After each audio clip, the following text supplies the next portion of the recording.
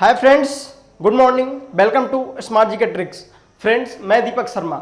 तो जैसा कि आपको पता है, ये जो क्लास है दोस्तों, Uttar Pradesh power corporation limited की जो TG2 टेक्नीशियन ग्रेड 2 की वैकेंसी आई है दोस्तों, UPPCL TG2 की वैकेंसी आई है दोस्तों, उसके लिए चलाई जा रही है। और दोस्तों आज मेरा जो लेक्चर है वो बेसिक इलेक्ट्रिकल का सेकंड लेक्चर है। सही दोस्तों, इलेक्ट्रिशियन थ्योरी में जैसे मैंने कि बताया था, जो बेसिक इलेक्ट्रिकल है वो बहुत अहम रोल दोस्तों निभाता है। कहने का मतलब यहाँ से क्वेश्चन अच्छे खासे तो आते हैं।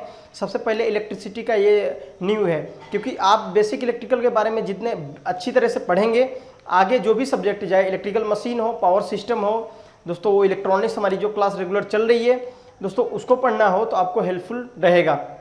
तो फ्रेंड्स, जैसा कि हमने आपको लास्ट लेक्चर में पढ़ाया था, करंट क्या होती है दोस्तों, उसके बारे में हमने बताया था कि चार्ज क्या होता है, और दोस्तों हमने रेजिस्टेंस के बारे में चर्चा किया था कि रेजिस्टेंस क्या होता है। सही दोस्तों, आज हम देखने वाले हैं रेजिस्टेंस लॉ। दोस्तों आज का लेक्चर स्टार्ट करें उससे पहले, अगर आप हमारे चैनल पर नए हैं तो सबसे पहले आप हमारे चैनल को सब्सक्राइब कर लें, उसके नीचे जो बेल आइकन है उसको प्रेस कर लें, जिससे हर वीडियो की नोटिफिकेशन आपको टाइम टू टाइम मिलती रहे। तो आइए दोस्तों आज का लेक्चर स्टार्ट करते हैं। तो दोस्तों आज के लेक्चर में सबसे पहले हम देखने वाले हैं रेजिस्टेंस लॉ। रेजिस्टेंस लॉ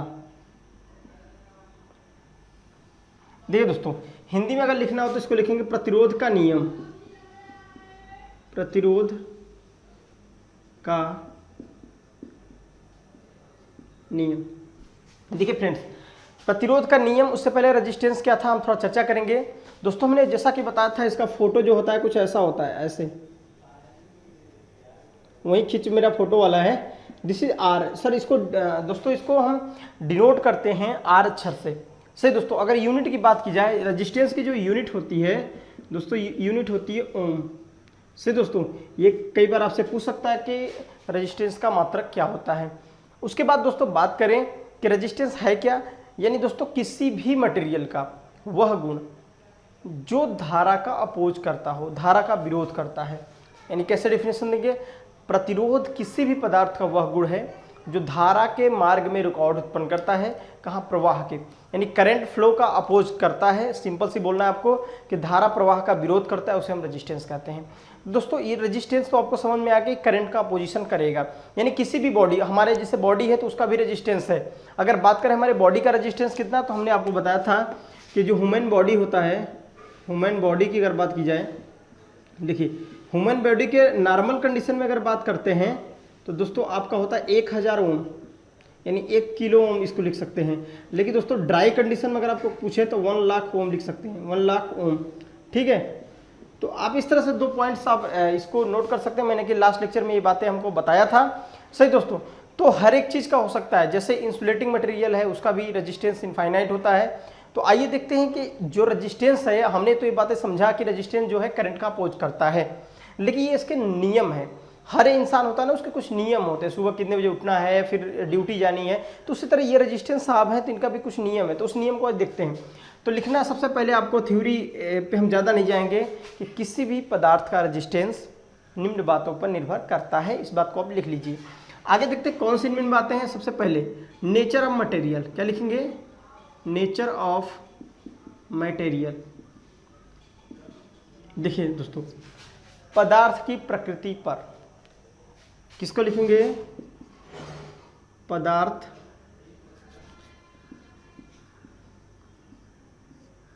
की प्रकृति पर। देखिए पदार्थ की प्रकृति पर, नेचर ऑफ मटेरियल। अच्छा, इस पॉइंट को समझें उससे पहले हम सारे पॉइंट देख लेते हैं। सेकेंड पॉइंट है तापमान, यानी टेम्परेचर पर, तापमान पे दोस्तों। नेक्स्ट पॉइंट देखते हैं, यानी किसी भी जो प्रतिरोध होता है दोस्तों, किसी भी मटेरियल के लंबाई के समानुपाती होता है। कहने का मतलब लंबाई के डायरेक्टली प्रोपोर्शनल होता है रेजिस्टेंस, प्रतिरोध लिख सकते हैं आप इसे। देखिए फ्रेंड्स, आपको क्या बताना है कि किसी भी मटेरियल का जो रेजिस्टेंस होता है उस मटेरियल के लंबाई के समानुपाती होता है। कहने का मतलब कि वायर जितना लंबा होगा दोस्तों, वो रेजिस्टेंस उतना ही ज़्यादा होता है। यानी किसी भी चालक पदार्थ का जो रेजिस्टेंस होता है दोस्तों, यहाँ पे चालक पदार्थ क्यों कर रहे हैं, हम कंडक्टर की चर्चा कर रहे हैं। सही दोस्तों, किसी भी चालक पदार्थ का रेजिस्टेंस कंडक्टर की बात कर लें, वायर की बात कर लें, तो दोस्तों उसका जो रेजिस्टेंस होता है लंबाई के समानुपाती होता है। अब दोस्तों जितना ज़्यादा लंबाई होगी उतना ज़्यादा रेजिस्टेंस होगा, सही है। यानी ऐसे लिख सकते हैं आप कि R प्रोपोर्शनल L, सही है। यानी कि जितना ज़्यादा लंबाई आप किसी भी कंडक्टर का बढ़ाओगे उतना ज़्यादा दोस्तों रेजिस्टेंस बढ़ेगा। अगला पॉइंट दोस्तों है 4th नंबर की, अगर बात करें दोस्तों ये पॉइंट कहता है जो क्रॉस अनुप्रस्थ काट क्षेत्रफल, अनुप्रस्थ काट क्षेत्रफल, देखिए ये बात करते हैं अनुप्रस्थ काट क्षेत्रफल की दोस्तों, या इसके इंग्लिश में लिखते हैं क्रॉस सेक्शनल एरिया। देखिए इसे ए से प्रदर्शित करते हैं दोस्तों, अगर डिनोट की बात करें ए से प्रदर्शित करते हैं। और दोस्तों ये जो होता है एरिया होती है किसी भी क्रॉस सेक्शनल एरिया, किसी भी मटेरियल का जो रेजिस्टेंस है उसके व्युत्क्रमानुपाती तो अपोजिट होती है, यानी रेसिप्रोकल होती है। यानी कहने का यहाँ तात्पर्य है कि दोस्तों क्रॉस सेक्शनल एरिया, जैसे आपका मान लो वायर होता तार, आपने यहाँ से कट कर दिया, तो दोस्तों ये वाला जो आपको उसकी मोटाई है इसी को बोलते हैं क्रॉस सेक्शनल एरिया। क्या बोलेंगे? Cross sectional area. तो फ्रेंड्स अगर ये बात करें क्रॉस सेक्शनल एरिया है तो यहाँ से दो बातें आपको, दो क्वेश्चन इंपॉर्टेंट निकल के आते हैं। पहला पॉइंट तो आपको ये याद रखना है, देखिए ये रेसिप्रोकल है, इसका मतलब कि जहाँ पे एरिया ज़्यादा होगी, जिस तार कंडक्टर की एरिया ज़्यादा होगी उसका रेजिस्टेंस कम होगा। तो दोस्तों अगर बात करें, पहला बात, दो इंपॉर्टेंट पॉइंट है कि मोटे तार का प्रतिरोध, मोटे तार का प्रतिरोध क्या होता है दोस्तों? कम होता है। और सेकेंड पॉइंट इंपॉर्टेंट है आपके लिए, पतले तार का प्रतिरोध ज्यादा होता है। सही फ्रेंड्स, अगर बात करें कोई कंडक्टर मोटा है तो दोस्तों मोटे तार का जो रेजिस्टेंस होगा वो कम होगा, और पतला वायर है तो उसका रेजिस्टेंस दोस्तों ज़्यादा होता है। आई होप आपको ये बातें समझ में आई होंगी। तो दोस्तों ये चीज़ें हैं जो किसी भी पदार्थ का दोस्तों जो रेजिस्टेंस है, किसी भी मटेरियल का जो रेजिस्टेंस है निम्न बातों पर निर्भर करता है। अगर किसी भी चालक पदार्थ की बात कर ले, किसी भी चालक पदार्थ का रेजिस्टेंस निम्न बातों पर निर्भर करता है। दोस्तों बात करते हैं नेचर ऑफ मटेरियल। अब इससे क्या आपको सीख मिलती है? पहले पॉइंट से नेचर ऑफ मटेरियल। तो देखिए हम बात करते हैं, हमारे पास दो कंडक्टर ले लेते हैं। देखिए एक कंडक्टर ये मेरे पास है और एक कंडक्टर मैंने ये ले लिया। देखिए हमने क्या किया, दो कंडक्टर ले लिया, और ये जो कंडक्टर है ये है दोस्तों Ag, चांदी कंडक्टर है, और ये है कॉपर कंडक्टर। सही दोस्तों, ये चांदी का तार है, कंडक्टर है, और ये क्या है? कॉपर का है। अगर मैं आपसे एक बात पूछूं कि एक बात बताओ कि करंट जो है, जो करंट है किसमें ज़्यादा फ्लो होगी, किसमें से ज़्यादा फ्लो होगी, किसमें करंट का पोजीशन कम होगा? तो बताओगे, देखिए फ्रेंड्स, तो आप ये बताओगे कि सर जी जो चांदी होता है वो विद्युत का सबसे अच्छा चालक होता है, ये आपने बता रखा है। चलो हम बता रखा तो अच्छी बात है। तो अगर आप कंडक्टिविटी के अनुसार देखेंगे, किसके अनुसार? कंडक्टिविटी, जिसको दोस्तों चालकता बोलते हैं, चालकता। अगर चालकता के अनुसार यानी करंट के चलने के अनुसार जो दोस्तों चालकता है, कंडक्टिविटी के अनुसार अगर आप देखते हैं तो एक चीज पता चलेगा, जो चांदी है उसकी कंडक्टिविटी कॉपर से ज़्यादा है। किससे ज़्यादा दोस्तों? कॉपर से। ये बात ध्यान दीजिए। अगर कंडक्टिविटी के अनुसार देखा जाए तो चांदी is the best conductor comparison to copper, यानी कॉपर की अपेक्षा जो चांदी है एक अच्छा कंडक्टर है। लेकिन दोस्तों अगर दूसरा बात करें कॉपर का, यानी दूसरी बात करें रजिस्टिविटी की, किसकी बात करें? रजिस्टिविटी की। तो दोस्तों रजिस्टिविटी की बात क्या है? जिसको हम प्रतिरोधकता बोलते हैं। क्या बोलते हैं? प्रतिरोधकता। देखिए यानी प्रतिरोधकता का मतलब क्या है? यहाँ पे रेजिस्टेंस किसका ज़्यादा है, यानी जिसमें करंट कम बहे फ्लो होगी। अगर इन दोनों में बात की जाए तो करंट इसमें ज़्यादा फ्लो होगी तो करंट कम इसमें फ्लो होगी, और जिसमें करंट कम फ्लो होगी इसका मतलब वहाँ पे उसका रेजिस्टेंस ज़्यादा हो रहा है। इसका मतलब है कि वहाँ अपोजिशन ज़्यादा हो रहा है। अपोजिशन ज़्यादा होने का मतलब इसका रेजिस्टेंस ज़्यादा है। यानी कह सकते हैं अगर रजिस्टिविटी के अनुसार देखा जाए तो दोस्तों कॉपर की जो रजिस्टिविटी है वो चांदी से ज़्यादा है। देखिए ये दोनों अच्छे पॉइंट हैं, आप इसको समझिए। दोस्तों अब आपने क्या देखा, एक अलग मटेरियल था, एक अलग मटेरियल था। हमने क्या किया, दोनों की लंबाई सेम रखी है, क्रॉस सेक्शनल एरिया सेम रखा है। फिर हमने क्या देखा कि दोनों में से करंट फ्लो कराया, सेम करंट फ्लो कराया, जबकि चांदी में से करंट ज्यादा फ्लो हो रही है, जब कॉपर में से कुछ कम। ऐसा क्या हो सकता है?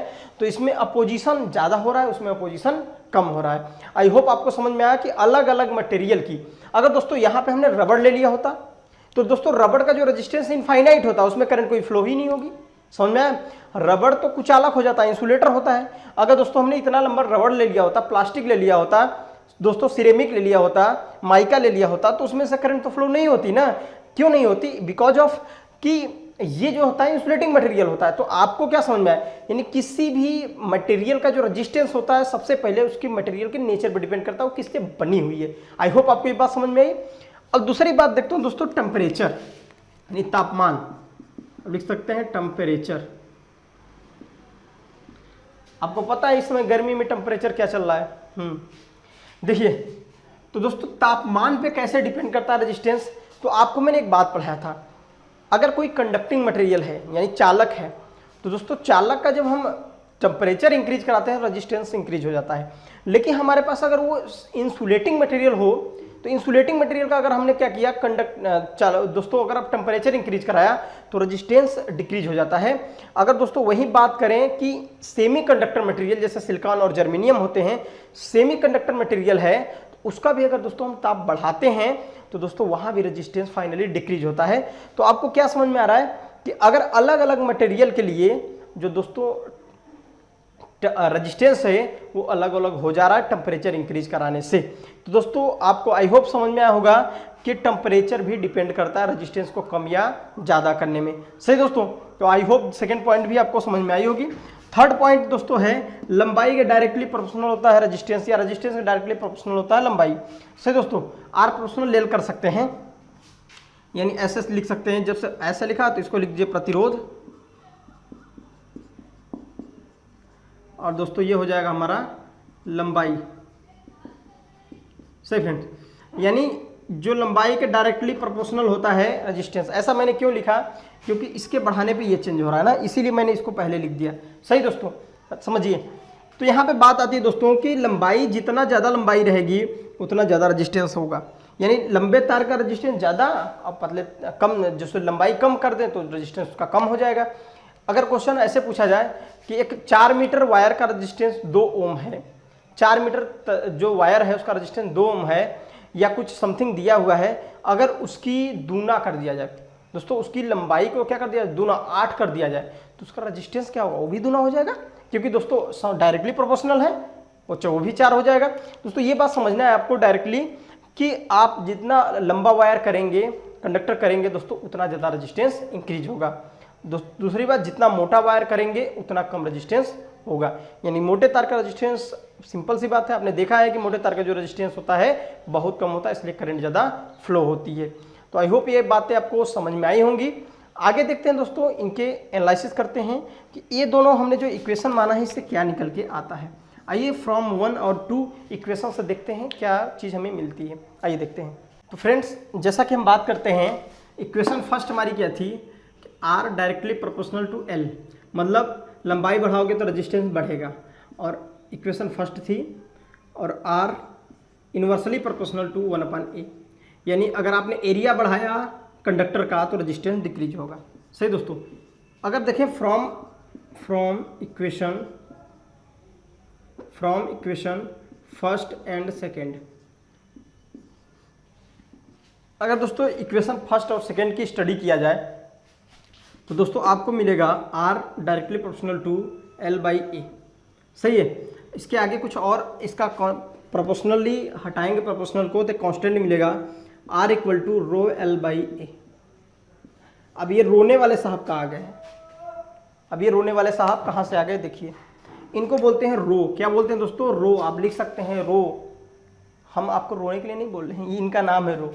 तो दोस्तों ये रो साहब हैं और इनको बोलते हैं विशिष्ट प्रतिरोध। क्या है, विशिष्ट प्रतिरोध। अब विशिष्ट प्रतिरोध या इंग्लिश में बोलते हैं स्पेसिफिक रेजिस्टेंस।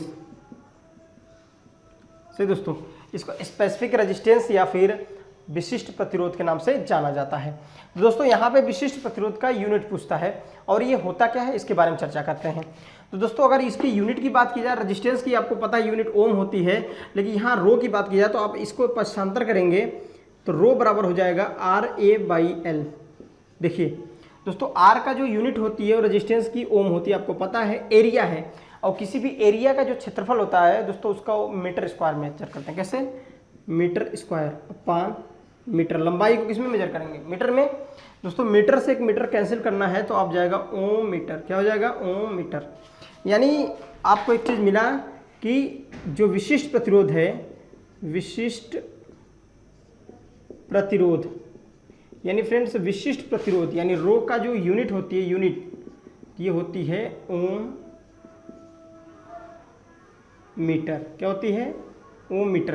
दोस्तों ये भी आपके लिए इंपॉर्टेंट है, आप इसको नोट कर लीजिएगा कि कई बार पूछ देता है कि विशिष्ट प्रतिरोध का यूनिट क्या होती है। सही दोस्तों, अब इसकी डिफिनेशन की बात करते हैं कि विशिष्ट प्रतिरोध होता क्या है। देखिए आपको यहाँ पे इक्वेशन को देखना है आर। दोस्तों ये जो इक्वेशन है बहुत इंपॉर्टेंट है दोस्तों, यहाँ से कई सारे क्वेश्चन पूछ देंगे। आपको कोई ऐसा क्वेश्चन देगा कि कह देगा एक 50 मीटर लंबा तार है जिसकी क्रॉस सेक्शनल एरिया इतनी है, विशिष्ट प्रतिरोध इतना है, समथिंग कुछ भी दे देगा दोस्तों, और आपसे एक वैल्यू पूछ देगा। इन चार में 3 वैल्यू आपको नोन देगा और एक अननोन राशि जो रहेगी उसको पूछेगा दोस्तों। तो कोई भी चीज़ पूछ सकता है, इसमें एरिया निकलवा सकता है, लेंथ निकलवा सकता है, विशिष्ट प्रतिरोध निकलवा सकता है, लेकिन पता है कि आपको 3 चीज़ें यहाँ से गिवन रहेगा। सही दोस्तों, आप सपोज कर लो कि आपको कोई क्वेश्चन दे, ऐसे क्वेश्चन दे कि जो इसकी लेंथ है वो दे देगा कि 50 है, 50 सेंटीमीटर स्क्वायर, चाहे कुछ भी दे, सेंटीमीटर दे देगा। एरिया है, सपोज कर लो एरिया 1 कुछ भी दे दे, सेंटीमीटर स्क्वायर दे दे दोस्तों। उसके बाद कह दे कि विशिष्ट प्रतिरोध जो रेजिस्टेंस है, रेजिस्टेंस का दिया कि इसका 10 ओम है, तो इसका रो फाइंड करिए। तो दोस्तों रो फाइंड करने के लिए कैसे करेंगे? आर बराबर, फार्मूला आपको पता है कि रो L/A होता है, तो यहाँ से एक फार्मूला बन जाएगा रो बराबर RA/L। तो देखिए आपके पास 3 चीज़ें गिवन रहेंगी, तो ये मैंने ऐसी वैल्यू दे दिया। आप जब बुक में देखोगे तो अच्छे वैल्यू रहेंगी जिससे ये क्वेश्चन हो जाएगा। जैसे ही मैं कंप्लीट करूंगा तो न्यूमेरिकल इससे रिलेटेड मैं आपको करा दूंगा, जिससे कोई भी प्रॉब्लम आपको ना हो। तो दोस्तों इस टाइप से क्वेश्चन आपको आ जाएंगे। रो आपको पूछ रहा था RA/L, सब कुछ वैल्यू गिवन रहेंगी, आप आसानी से लगा सकते हैं। तो दोस्तों बात करते हैं कि इसकी कि यहाँ पे विशिष्ट प्रतिरोध का, तो जैसे कि आपको लिखा हुआ है बराबर रो L/A।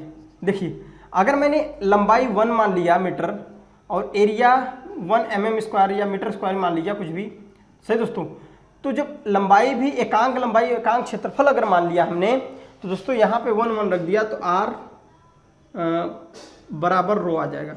यानी आपने क्या डिफिनेशन देना है कि अगर एकांक क्षेत्रफल तथा एकांक लंबाई किसी कंडक्टर कर दिया जाए, क्यूब की बन जाएगा। क्या बन गया? क्यूब। दोस्तों उसका जो विशेष प्रतिरोध होता है उस प्रतिरोध के बराबर होता है। देखिए किसी भी पदार्थ का, अब डिफिनेशन कैसे लिखना है, किसी भी पदार्थ का विशिष्ट प्रतिरोध उस प्रतिरोध के बराबर होता है जिसकी एरिया 1 मीटर स्क्वायर हो तथा जो उसका लंबाई है 1 मीटर हो। सही दोस्तों, अगर mm में लेंगे तो दोनों mm को लिखेंगे, सेंटीमीटर में लेंगे तो दोनों सेंटीमीटर में लिखेंगे। समझिए डिफिनेशन, विशिष्ट प्रतिरोध उस विशिष्ट प्रतिरोध जो होता है उस रजिस्टेंस के बराबर होता है जिसका जो लेंथ है 1 मीटर हो तथा दोस्तों एरिया भी 1 मीटर स्क्वायर हो। कहने का मतलब वो एक क्यूब हो। क्या हो दोस्तों? क्यूब। अगर क्यूब की बात कर लें, घन की बात कर लें, घन, तो दोस्तों घन एक क्या है? विशिष्ट प्रतिरोध उस रेजिस्टेंस के बराबर होगा। तो आई होप बात आपको समझ में आएगी दोस्तों। यहाँ पे ज़्यादा डिफिनेशन आपसे पूछने वाला नहीं, ये पॉइंट्स आपसे पूछेगा कि विशिष्ट प्रतिरोध की यूनिट क्या होती है। इस फार्मूले से दोस्तों कई सारे आपको क्वेश्चन मिलने वाले हैं, तो ये चीज़ें आपके लिए बहुत इंपॉर्टेंट है। तो आई होप समझ में आया होगा रेजिस्टेंस लॉ क्या होता है। अगर आपसे कोई पूछे कि रेजिस्टेंस लॉ क्या होता है, आपको क्या बताना है कि किसी भी मटेरियल का जो रेजिस्टेंस होता है वो निम्न बातों पर निर्भर करता है।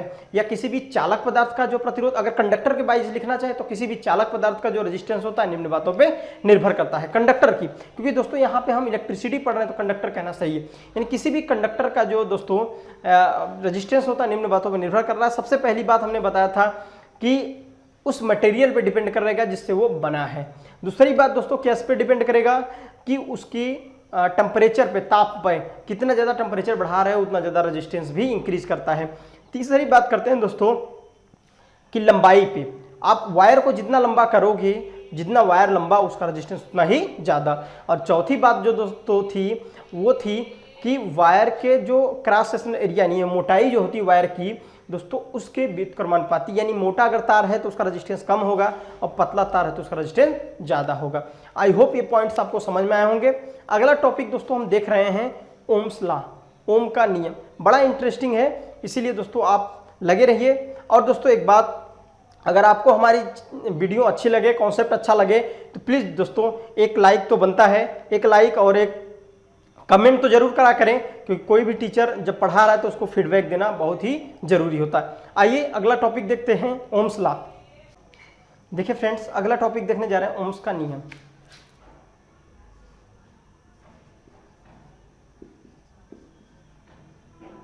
अब इसको इंग्लिश में ओम्स लॉ कह सकते हैं या हिंदी में लिख सकते हैं ओम का नियम। दोस्तों ओम का नियम क्या होता है?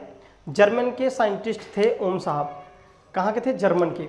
इन्होंने बताया यदि टेम्परेचर और प्रेशर को कांस्टेंट कर लिया जाए, एट कांस्टेंट टेम्परेचर और प्रेशर पे, तो दोस्तों किसी कंडक्टर, अगर कोई आपके पास कंडक्टर है तो दोस्तों उस कंडक्टर के सिरों पर लगा पोटेंशियल डिफरेंस, विभवांतर, तथा उसमें बहने वाली धारा का जो अनुपात होता है एक कांस्टेंट होता है, उसी को हम दोस्तों बोलते हैं ओम का नियम। से दोस्तों इसको डिफिनेशन कैसे लिखते हैं? देखिए, ओम के नियमानुसार लिखोगे, ओम के नियमानुसार जब, ऐसे लिख दीजिएगा, जब किसी चालक की भौतिक अवस्था जैसे ताप व दाब कांस्टेंट हो तो चालक के सिरों पर लगा विभवांतर तथा चालक में बहने वाली धारा का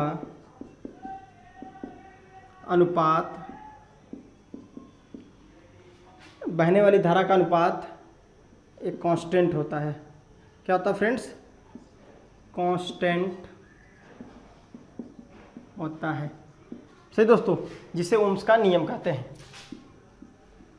देखिए फ्रेंड्स, आपको डिफिनेशन क्या लिखना है कि जब किसी चालक की भौतिक अवस्था न बदला जाए, यानी कहने का मतलब टेम्परेचर दोस्तों और प्रेशर कांस्टेंट रहे, ना बदला जाए, इसका मतलब कांस्टेंट रहे। यानी किसी चालक की भौतिक अवस्था जैसे ताप और दाब कांस्टेंट रहे, इसका मतलब टेम्परेचर और प्रेशर को चेंज नहीं करना है। तो चालक के सिरों पर लगा विभवांतर यानी पोटेंशियल डिफरेंस तथा उसके बहने वाली धारा का जो अनुपात होता है दोस्तों एक कांस्टेंट होता है, एक स्थिरांक होता है, जिसे हम ओम का नियम कहते हैं। यानी जैसे लिख सकते हैं V समान अपान I प्रोपोर्शनल टू कांस्टेंट, जो दोस्तों इसका अनुपात एक कांस्टेंट होता है, जिसे हम ओम का नियम कहते हैं। सही दोस्तों, तो जैसे आपके पास ये कंडक्टर है, सपोज के लिए आपके पास एक कंडक्टर है, वायर है, तार है जिसको बोलते हैं, यहाँ पे पोटेंशियल V1 है, यहाँ पे पोटेंशियल V2 है। पोटेंशियल डिफरेंस सपोज के लिए कैपिटल V बराबर है V1 अंतर V2, सही है। तो ये आपके सिरों पर लगा पोटेंशियल डिफरेंस तथा इसमें बहने वाली धारा का जो दोस्तों रेशियो होता है, उसी को दोस्तों हम क्या बोलते हैं? रेजिस्टेंस। क्या बोलते हैं हम उसको? सॉरी, ओम का नियम। यानी इसको क्या बोलेंगे हम दोस्तों? ओम का नियम। यानी किसी कंडक्टर के सिरों पर लगा पोटेंशियल डिफरेंस अपान उसमें बहने वाली धारा I का जो एक प्रोपोर्शनल क्या होता है? अनुपात एक कांस्टेंट होता है, जिसे ओम का नियम कहते हैं। तो ये सिंपल डेफिनेशन है, लेकिन दोस्तों यहाँ से क्वेश्चन अच्छे आते हैं। पहली बात देखिए, जो क्वेश्चन पूछने वाले हैं आपको, डिफिनेशन तो आपको पता हो जाना चाहिए, आप नोट कर लीजिए, अच्छी बात है।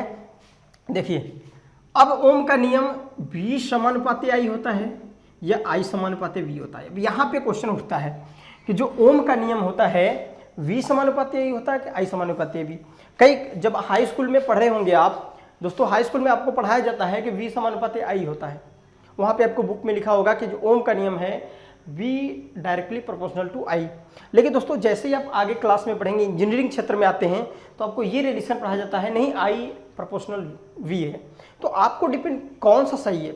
लड़के बहुत कंफ्यूज रहते हैं इसमें कि सर ये कौन सा सही है, हमको तो लगता है दोनों, हमारे सर ने बताया था दोनों सही है, लेकिन हाउ इज पॉसिबल, कैसे पॉसिबल है ये समझने वाली बात है कि ये दोनों सही तो मैंने मान लिया, लेकिन दोनों सही तो कैसे कैसे पॉसिबल है। दोस्तों पॉसिबल ऐसे हैं, देखिए अगर आपको इन दोनों को वोल्टेज ले रहे हैं तो सप्लाई वोल्टेज के डायरेक्टली करंट से वोल्टेज आया कि वोल्टेज से करंट आया, कुछ समझ में नहीं आ रहा है। वोल्टेज ने करंट को पैदा किया कि करंट ने वोल्टेज को पैदा किया, हम दोनों कंडीशन दे रहा है ना। तो यहाँ पे एक बात इंपॉर्टेंट ध्यान देना, दिस इज सप्लाई वोल्टेज। क्या है दोस्तों? Supply voltage. देखिए ये है सप्लाई वोल्टेज, और दोस्तों सप्लाई वोल्टेज जो होता है वो करंट को पैदा करता है। ध्यान समझिएगा, सप्लाई वोल्टेज करंट को पैदा करता है, और दोस्तों करंट जो पैदा होती है वो पैदा करती है वोल्टेज ड्रॉप को। किसको? Voltage drop.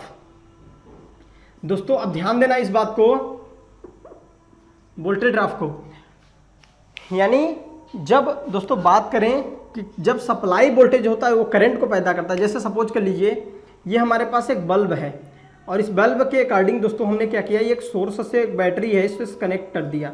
अभी हमने V वोल्ट की सप्लाई दे दिया, सप्लाई वोल्टेज है V वोल्ट। क्या है दोस्तों? V volt. तो ये सप्लाई वोल्ट है, और आपको पता है जब सप्लाई वोल्ट बैटरी है, EMF है, इसका सप्लाई वोल्टेज है, तो इसके कारण एक करंट, क्लोज सर्किट है तो करंट फ्लो होगी, क्लोज सर्किट है तो करंट फ्लो होगी, और इस सप्लाई वोल्टेज के कारण करंट फ्लो होगी क्योंकि ये शॉर्ट सर्किट है। और इस करंट के फ्लो होने से इसके क्रॉस, इस बल्ब के क्रॉस जो वोल्टेज V बराबर IR होता है, V बराबर IR, ये ड्रॉप होता है दोस्तों। ये क्या होता है? Voltage drop. V बराबर IR जो होता है आपका क्या होता है? Voltage drop. इसके अकॉर्डिंग जो वोल्टेज ड्रॉप होता है दोस्तों वो किसके कारण होता है? करंट के कारण।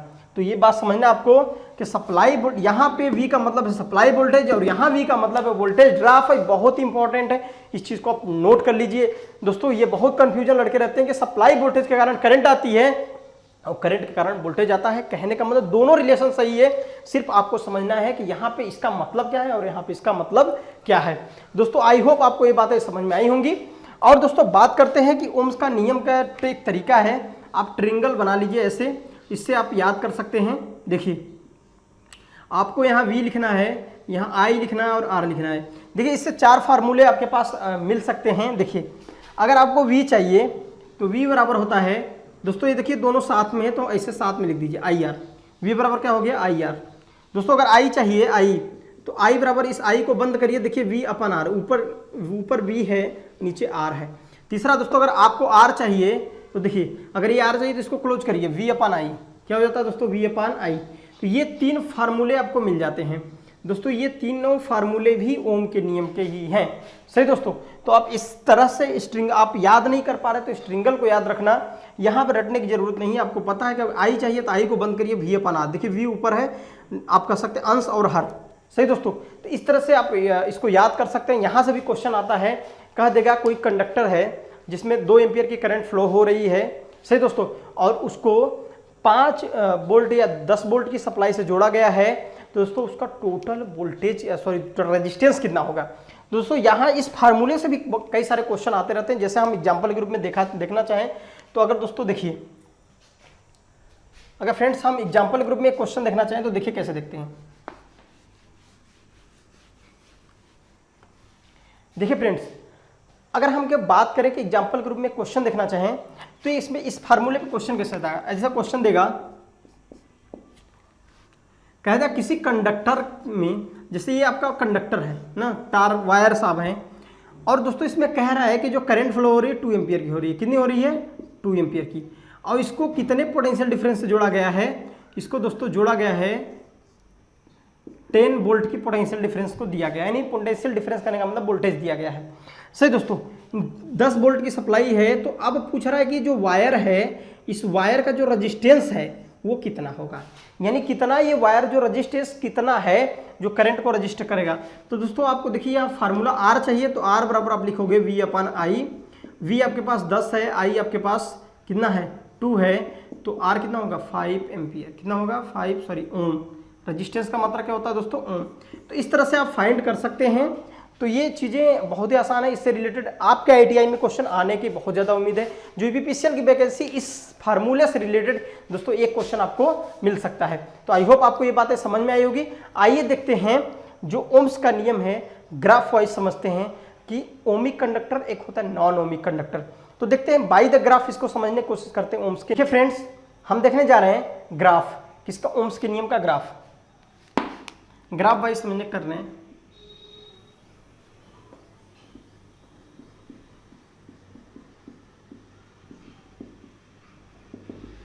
सही है, ओम्स का नियम का ग्राफ देखते हैं, बाय द ग्राफ समझने की कोशिश करते हैं। दोस्तों आपको पता है जो कंडक्टर दो टाइप के यूज होते हैं, एक लीनियर होते हैं, एक नॉन लीनियर। दोस्तों लीनियर कंडक्टर जो होते हैं उसे हम बोलते हैं ओमिक कंडक्टर। क्या होते हैं? Ohmic conductor. तो यहाँ पे लीनियर ग्राफ की बात करते हैं। दोस्तों जो रजिस्टेंस होता है वो एप्लीकेबल होता है, सॉरी ओम का नियम होता है एप्लीकेबल किसके लिए होता है? ओमिक कंडक्टर के लिए, यानी लीनियर कंडक्टर के लिए। तो इंपॉर्टेंट पहली बात की जो आपका ओम्स लॉ होता है, ओम्स लॉ एप्लीकेबल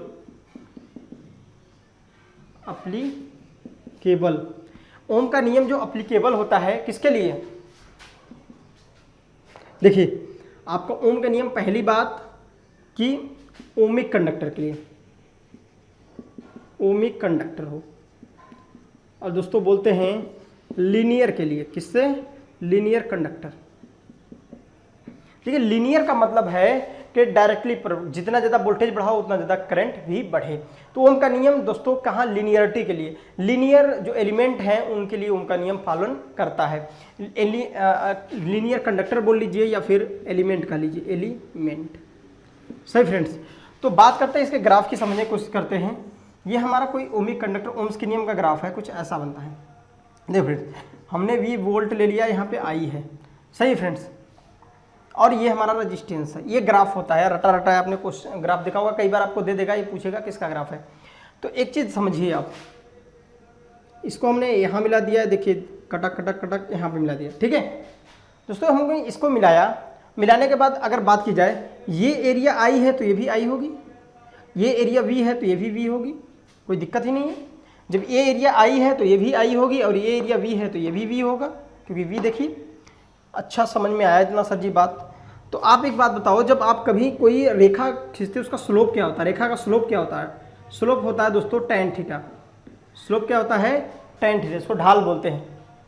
तो इस ग्राफ का जो स्लोप है tan थीटा, और दोस्तों tan थीटा बराबर होता है लंब बटे आधार।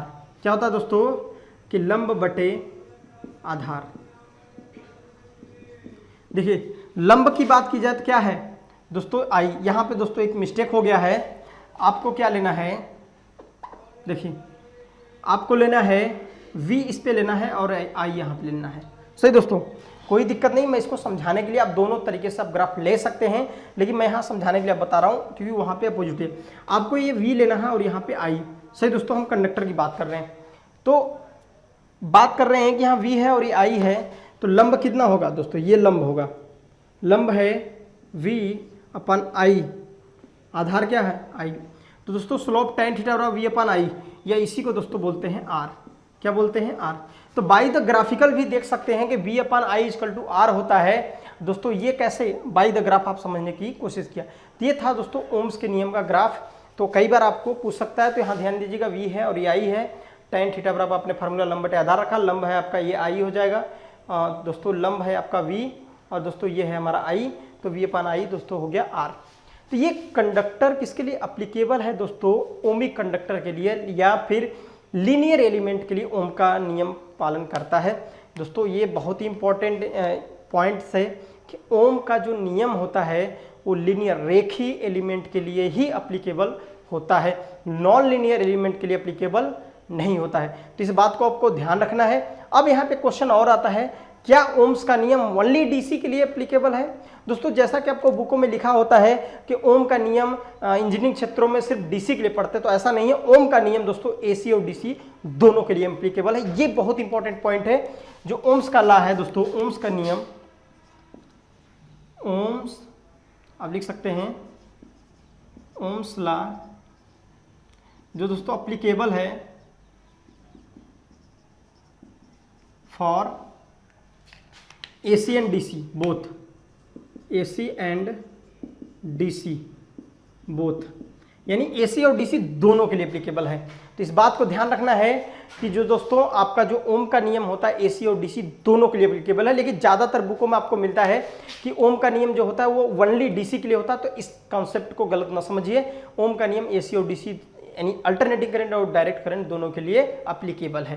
तो दोस्तों अगला टॉपिक हम देखने जा रहे हैं कि AC और DC ये चीज़ क्या है, यानी जो करंट है, जैसे मैंने समझा कि करंट क्या होता है, तो ये अल्टरनेटिंग करंट क्या होती है, डायरेक्ट करंट क्या होती है, इसके बारे में हम चर्चा करते हैं। आइए देखिए फ्रेंड्स, अगला टॉपिक देख रहे हैं हम, जो बेसिक इलेक्ट्रिकल की बहुत इंटरेस्टिंग टॉपिक है वो है अल्टरनेटिंग करंट और डायरेक्ट करंट में अंतर क्या होता है। दो टाइप की सप्लाई आपके पास मिलेगी, एक तो अल्टरनेटिंग, दूसरा डायरेक्ट। तो ये समझते हैं डीसी किसको बोलते हैं, एसी क्या बोलते हैं। आप तो सुनते हैं नए डीसी सप्लाई बैटरी से मिल रही है, अब घरों में जो आ रही है एसी सप्लाई आ रही है क्या, हम कौन सी सप्लाई यूज करते हैं और कैसे इसको पहचानें, आइए देखते हैं। तो बात करते हैं प्रत्यावर्ती धारा, प्रत्यावर्ती धारा और दूसरे को बोलते हैं दोस्तों दिष्ट धारा। दोनों में डिफरेंस समझने की कोशिश करते हैं। इसको बोलते हैं एसी, इसको बोलते हैं डीसी। एसी का फुल फॉर्म है अल्टरनेटिंग करंट और डीसी का फुल फॉर्म है डायरेक्ट करंट। आई होप समझ में आएगा। देखने की कोशिश करते हैं दोस्तों। देखिए, अगर बात करें एसी की इन्वेंशन खोजा किसने था, दोस्तों एसी की जो खोज किया था वो किए थे टेस्ला साहब ने। कौन? टेस्ला। और दोस्तों डीसी की जो खोज जाता है वो श्रेय जाता है किसको? एडिसन साहब को। एडिसन। पहले पॉइंट कि इनके पिताजी कौन हैं? टेस्ला साहब हैं। इनके पिताजी कौन से? एडिसन। एक्चुअली देखिए बात क्या है दोस्तों कि पहले हमारे पास डीसी थी, एसी नहीं थी। लेकिन क्या हुआ कि जो एडिसन की कंपनी थी उस कंपनी में टेस्ला जो थी एक आईटीआई होल्डर थे, आपके जैसे आईटीआई होल्डर थे। सोचिए कि आज टेस्ला ने इन्वेंशन कर दिया, जो कि आईटीआई होल्डर एक ऑपरेटर थे, उन्होंने एडिशन कर दिया, इन्वेंशन कर दिया एसी का। आप समझिए इनकी कंपनी में जाते हैं, इनकी मशीनों में, एडिसन की मशीनें जो थी उसमें कुछ प्रॉब्लम्स रहती है, लेकिन दोस्तों एडिसन टेस्ला ने कुछ ऐसा इन्वेंशन किया करता है, कुछ ऐसी चेंजिंग करता है जिससे एसी जनरेट हो जाती है, एसी उत्पन्न होती है। सही दोस्तों, तो ये चीज़ें, इसकी स्टोरी बहुत ही इंटरेस्टिंग है। अगर आपको इसके बारे में जानना है तो कमेंट बॉक्स में लिख दीजिएगा दोस्तों कि हमें इसकी पूरी क्लास चाहिए, तो हम आपको इसको बारे में बता देंगे। टेस्ला और एडिसन की स्टोरी, जो युद्ध हुआ, वार बोलते हैं, इन दोनों में बहुत तगड़ा वार हुआ था। यानी कि एडिसन ने इनको गलत ठहराने के लिए 11 केवी की सप्लाई हाथी को दे दिया था। सोचिए कितनी डेंजरस थे साहब, लेकिन एडिसन साहब। लेकिन दोस्तों लास्ट में टेस्ला साहब की जीत हुई, क्योंकि जानते हैं एसी को दूर तक भेज सकते हैं, एसी ज़्यादा मात्रा में उत्पन्न की जा सकती है। एसी में दोस्तों कई सारे एडवांटेज थे जो डीसी के पास नहीं थे। वही रीजन है कि आज एसी सबसे ज़्यादा इकोनॉमिकल है। आज भी डीसी कई जगह होती है, जैसे डीसी सीरीज मोटरें आज भी ट्रेनों में लगाई जाती हैं। तो कई जगह दोस्तों डीसी बहुत इंपॉर्टेंट है, लेकिन ज़्यादा इकोनॉमिकल अगर बात की जाए तो इस टाइम एसी है। तो देखते हैं दोस्तों एसी। दोस्तों एसी जो होती है दोस्तों समय के साथ अपना मैग्नीट्यूड, दिशा परिवर्तित करती है। यानी कह सकते हैं जिसमें समय के साथ दिशा तथा परिणाम दोनों चेंज होता है, वो दोस्तों हमारी एसी होती है। यानी अगर बात करें एसी की तो इसका मैग्नीट्यूड चेंज होता रहता है। क्या होता है दोस्तों? मैग्नीट्यूड चेंज होता रहता है। अब सबसे पहला पॉइंट लिखो कि जो एसी की फ्रिक्वेंसी होती है, फ्रिक्वेंसी दोस्तों देखिए एसी की फ्रिक्वेंसी इनफाइनाइट तक हो सकती है। कितना? इनफाइनाइट तक हो सकती है। हमने ये नहीं बोला आपको कि इनफाइनाइट ही होती है, मैंने ये बोला है कि जो फ्रिक्वेंसी है एसी की फ्रिक्वेंसी इनफाइनाइट तक हो सकती है, कोई वैल्यू नहीं, कुछ भी हो सकती है। लेकिन दोस्तों बात करते हैं डीसी की जो फ्रिक्वेंसी होती है, आवृत्ति जिसको बोलते हैं फ्रिक्वेंसी, वो दोस्तों 0 होती है। ये अपना ध्यान रखने वाली बात है, कई बार पूछता है। लेकिन अब बात करते हैं कि इंडिया की, भारत की मानक आवृत्ति कितनी है? आवृत्ति है दोस्तों, अगर इंडिया की स्टैंडर्ड फ्रिक्वेंसी की बात करते हैं तो ये है 50 हर्ट्ज। देखिए अलग अलग कंट्री में अलग अलग है, जैसे जापान और अमेरिका की बात कर लें, वहाँ की जो स्टैंडर्ड फ्रिक्वेंसी है वो 60 हर्ट्ज है दोस्तों। लेकिन अपने इंडिया की है 50 हर्ट्ज। सही दोस्तों। अब बात करते हैं भारत की जो फ्रीक्वेंसी 50 हर्ट्ज है स्टैंडर्ड, और डीसी जो फ्रीक्वेंसी होती है वो 0 होती है, यानी डीसी में कोई फ्रीक्वेंसी नहीं होती। सही दोस्तों। अब बात करते हैं दूसरा कि दोस्तों जो एसी होती है उसका मैग्नीट्यूड बदलता रहता है, यानी एसी का मैग्नीट्यूड समय के साथ चेंज होता रहता है। सही फ्रेंड्स। और डीसी का मैग्नीट्यूड चेंज नहीं होता, डीसी का मैग्नीट्यूड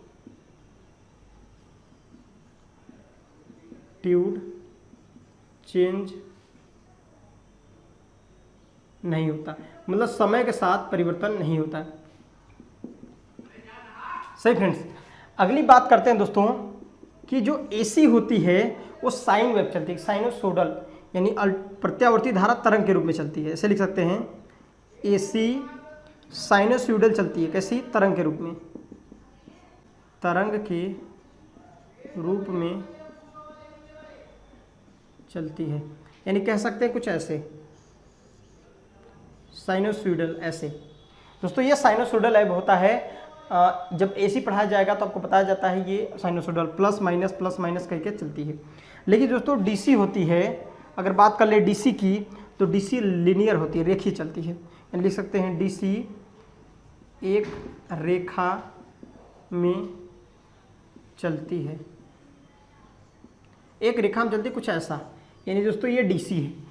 डीसी होती है लिनियर, डीसी क्या होती है दोस्तों? लिनियर होती है, एक रेखीय दोस्तों, एक रेखा में चलती है। लेकिन दोस्तों बात करें एसी की तो एसी एक साइनोसोडल होती है, समय के साथ दिशा तथा परिवर्तन, दोस्तों बात करें डायरेक्शन भी चेंज होता रहता है, और दूसरी बात करें दोस्तों तो इसका मैग्नीट्यूड भी चेंज होता रहता है। सही दोस्तों। अब बात करते हैं नेक्स्ट बात कि दोस्तों अगली बात, अगर एसी डीसी में अंतर की बात किया जाए तो एसी को दूर तक ट्रांसमिट कर सकते हैं, दूर तक भेजा जा सकता है, दूर तक नहीं भेज सकते, दूर तक नहीं भेज सकते हैं। देखिए फ्रेंड्स ये कुछ पॉइंट्स हैं और आपके पॉइंट्स बहुत सारे हैं। देखिए अगर एसी डीसी में अंतर किया जाए तो बहुत सारे अंतर हैं, लेकिन हमें मुख्यतः पढ़ने हैं। और दोस्तों बात की जाए कि एसी अल्टरनेटिंग करंट जो है आपको इकोनॉमिकल ज़्यादा है, आप देख रहे हैं घरों में सबसे ज़्यादा इकोनॉमिकल कंडीशन से एसी आप यूज कर रहे हो। तो एसी की जो खोज किया था टेस्ला साहब ने किया था, एडिसन ने किया था डीसी खोज। एसी की दोस्तों फ्रीक्वेंसी इनफाइनाइट तक हो सकती है, लेकिन स्टैंडर्ड भारत की जो फ्रीक्वेंसी 50 हर्ट्ज है। दूसरी बात डीसी की फ्रीक्वेंसी दोस्तों 0 होती है। नेक्स्ट बात करें एसी को ज़्यादा मात्रा में उत्पन्न कर सकते हैं, ज़्यादा मात्रा में उत्पन्न किया जा सकता है, ज़्यादा क्वांटिटी मतलब ज़्यादा वोल्ट जनरेट किया जा सकता है। डीसी को ज़्यादा मात्रा में दोस्तों जनरेट नहीं किया जा सकता। नेक्स्ट बात करते हैं दोस्तों जो डीसी है वो दोस्तों डीसी को ज़्यादा दूर तक ट्रांसमिट नहीं कर सकते, भेज नहीं सकते, एसी को ज़्यादा दूर तक भेजा जा सकता है।